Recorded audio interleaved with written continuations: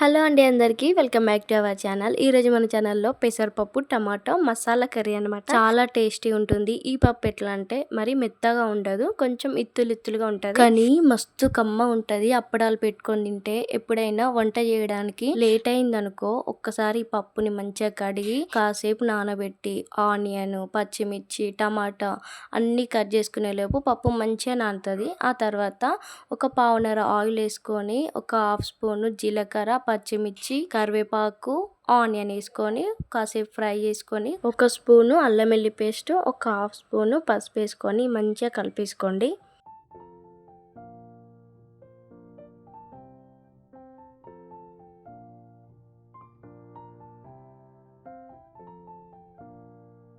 అల్లం వెల్లుల్లి పేస్ట్, పసుపు వేసుకొని మంచిగా ఫ్రై చేసుకున్న తర్వాత మనం కట్ చేసుకున్న టమాటాలను వేసుకొని టమాటా మంచిగా మగ్గిన తర్వాతే మనం నానబెట్టుకున్న పప్పుని వేసుకొని మంచిగా ఫ్రై చేసుకోవాలి.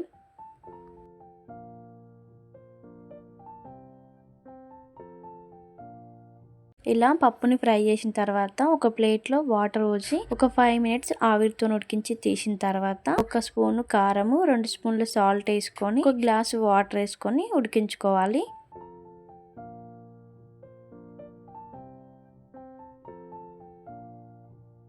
వాటర్ పోసిన తర్వాత ఒక 8 to 10 మినిట్స్ ఉడికించుకుంటే సరిపోతుంది.